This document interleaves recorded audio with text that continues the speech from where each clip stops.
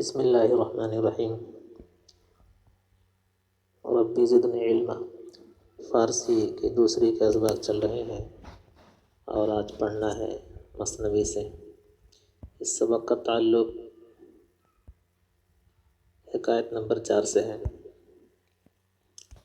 مثنوی مثنوی کہتے ہیں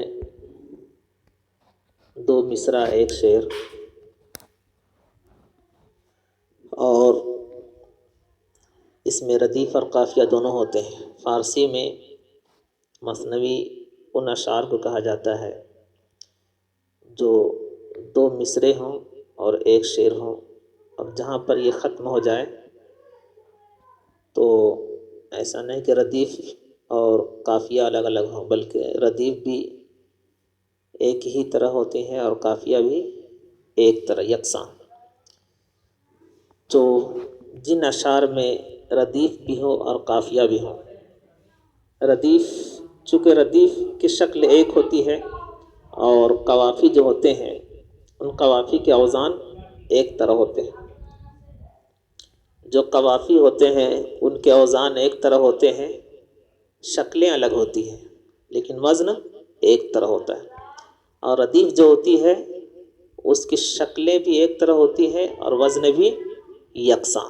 دیکھیں آپ مثنوی: بنی آدم آزائے یک دیگر اند، کہ در آفرینش ز یک جوہر اند۔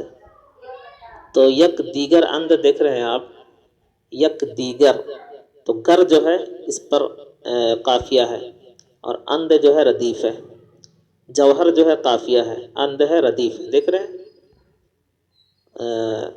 قافیہ کا وزن ایک ہے، صورت الگ ہے، لیکن اند یہ ردیف ہے اور صورت بھی ایک ہے اور وزن بھی ایک ہے۔ دوسرا مصرع میں دیکھیں آپ: چو عزو بدرد آورد روزگار۔ روزگار یہاں دیکھ رہے ہیں، تو روزگار یہ کیا ہے؟ یہ ردیف ہے، یہ ہے کہ نہیں؟ اور قرار جو ہے یہ ردیف ہے، لیکن یہاں چو عزو بدرد آورد روزگار کے دیگر ازوہا را نماند قرار۔ مثنوی کی جو شکلیں ہوتی ہیں، مثنوی میں یہ کچھ ضروری نہیں ہے کہ صرف ردیف اور قافیہ کے ساتھ یہ اشعار مشتمل ہو، نہیں، بلکہ اگر ایک مصرع پر قافیہ اور ردیف ہے تو دوسرا مصرع پر بھی قافیہ اور ردیف ہوگا، اور اگر دوسرا مصرع میں صرف قافیہ ہے، دوسرا مصرع میں صرف قافیہ ہے تو اس کے دوسرا مصرع میں بھی صرف قافیہ ہوگا۔ جیسے آپ دیکھ رہے ہیں اورد روزگار نماند قرار، ٹھیک ہے، تو یہ قافیہ پر مشتمل ہے۔ اس کے بعد دیکھ رہے ہیں بیگمی آدمی، تو صرف قافیہ پر ہے۔ مثنوی کا پہلا شعر جو ہوتا ہے اکثر جو ہوتا ہے وہ اس کا اکثر جو ہوتا ہے وہ ردیف اور قافیہ کے ساتھ ہوتا ہے۔ دوسرے اشعار، دوسرے شعر جب ہوتے ہیں تو اس کے مصرعے میں یہ کوئی ضروری نہیں ہے کہ قافیہ ردیف بھی ہو، بلکہ قافیہ پر بھی یہ مشتمل ہو سکتا ہے، جیسا کہ آپ دیکھ رہے ہیں۔ بہرحال یک دیگر، تو دیگر وہاں دیکھ رہے ہیں قافیہ ہے، اند ردیف ہے، جوہر جو ہے یہ قافیہ ہے اور اند ردیف ہے۔ دوسرا مصرع میں آپ دیکھ رہے ہیں روزگار، یہ صرف قافیہ ہے، قرار یہ صرف قافیہ ہے۔ اس کے بعد تیسرا مصرع میں آپ دیکھ رہے ہیں بیگمی، یہ قافیہ ہے، آدمی قافیہ ہے، یہاں پر ردیف نہیں ہے۔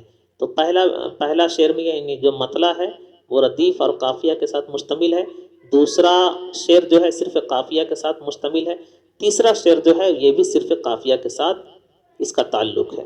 ترجمہ سنیں مثنوی: بنی آدم آزائے یک دیگر اند۔ بنی آدم کا معنی ہوتا ہے اولاد آدم، ہے نا؟ اعضا یہ عضو کے جمع ہے، بہت سارے بدن، یک دیگر اند ایک دوسرے ہیں، یہ لفظی ترجمہ ہوا۔ بنی آدم کا معنی اولاد آدم، یہ لفظی ترجمہ ہوا۔ اب اس کا اصطلاحی ترجمہ اس طرح سے کریں گے: بنی آدم اعضائے یک دیگر اند، انسان ایک دوسرے کے اعضا ہیں، انسان ایک دوسرے کے بدن ہیں، یہ ہوا لفظی ترجمہ۔ اور اصطلاحی ترجمہ کریں گے تو اس کا معنی نکلے گا انسان ایک دوسرے کے حصے ہیں، انسان ایک دوسرے کے حصے ہیں، ٹھیک ہے چلیے کہ در آفرینش زیک جوہر اند، کیونکہ اپنی پیدائش میں ایک ہی اصل سے ہیں، ایک ہی اصل سے ہیں. یہ لفظی معنی ہوا. اصطلاحی معنی جو جب پیدائش میں ایک مادہ سے ہیں، ایک مادہ سے ہیں یعنی ایک اصل سے ہیں، ایک اصلیت سے ہیں. چلیے چو عضو بدرد عورت روزگار، جب کوئی عضو کسی وقت درد لاتا ہے. یہ وہ لفظی معنی. اصطلاحی معنی جب کسی وقت کسی حصے میں، کسی بدن میں، کسی اعضاء میں درد ہوتا ہے، دیگر عضو ہارا نمانت قرار، تو دوسرے عضو بھی مطمئن نہیں رہتے ہیں، دوسرے عضو بھی مطمئن نہیں رہتے ہیں. تو کز محنت دیگراں بیگمی، تو جبکہ دوسروں کی مشقت سے بے پرواہ ہے، تو جبکہ دوسروں کی مشقت سے بے پرواہ ہے، نشایت کے نامت نہند آدمی، مناسب نہیں ہے کہ تیرا نام لوگ آدمی رکھیں، مناسب نہیں ہے کہ تیرا نام لوگ آدمی رکھیں. یہ لفظی ترجمہ تھا. اصطلاحی ترجمہ کیسے کریں گے آپ؟ تو کز محنت دیگراں بیگمی، تو جب دوسروں کی مشقت سے بے پرواہ ہے، نشایت کے نامت نہند آدمی، مناسب نہیں ہے کہ لوگ تجھے آدمی کہیں. یہ ہوا اصطلاحی ترجمہ. ٹھیک ہے چلیے ایک بار پھر سنیں. بنی آدم اعضائے یک دیگر اند، انسان ایک دوسرے کے اعضا ہیں کہ در آفرینش زیک جوہر اند، جو پیدائش میں ایک ہی اصلیت سے ہیں.